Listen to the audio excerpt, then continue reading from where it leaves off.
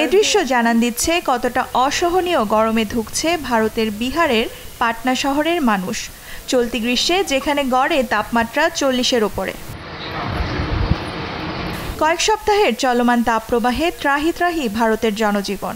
একটু স্বস্তি পেতে পান করছেন নানা কোমল পানীয়।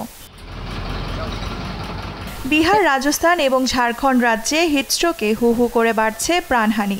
রোববারই হিটস্ট্রোকে মারা গেছেন বেশ কয়েকজন। স্বাস্থ্য কর্মকর্তারা বলছেন, গেল মাস থেকে হিটস্ট্রোক, ডিহাইড্রেশন এবং অন্যান্য তাপজনিত অসুস্থতায় প্রাণ গেছে অর্ধশতাধিক। সবচেয়ে খারাপ পরিস্থিতি নির্বাচনী সংশ্লিষ্ট কর্মীদের। লোকসভা নির্বাচনের শেষ দফায় উত্তরপ্রদেশে অন্তত 33 জন ভোটকর্মী মারা গেছেন হিটস্ট্রোকে। केसेस है काफ़ी बढ़ रहे हैं, काफ़ी पीपल इससे अफेक्ट हो रहे हैं, तो इसके बचाव के लिए सावधानी बरतने की ज़रूरत है। গরমে পড়ছে দিল্লিও।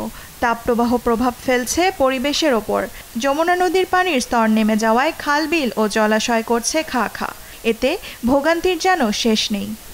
हीट वेव की वजह से पानी की डिमांड बढ़ गई है। उधर दूसरी तरफ यमुना में पानी का स्तर कम होने से पानी की प्रोडक्शन घट गई है।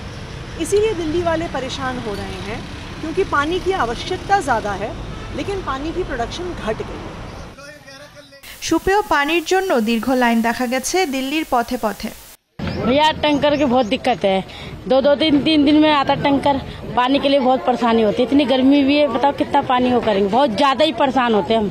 প্রধানমন্ত্রী নরেন্দ্র মোদী রোববার একাধিক বৈঠকে তাপপ্রবাহের অবস্থা পর্যালোচনা করেছেন। হাসপাতাল ও অন্যান্য স্থানে নিয়মিত আগুন ও বৈদ্যুতিক স্থাপনা তদারকির ওপর জোর দিয়েছেন তিনি। দেওয়ান মুবাশিরা হোসেন, নিউজ ডেস্ক, দেশ টিভি।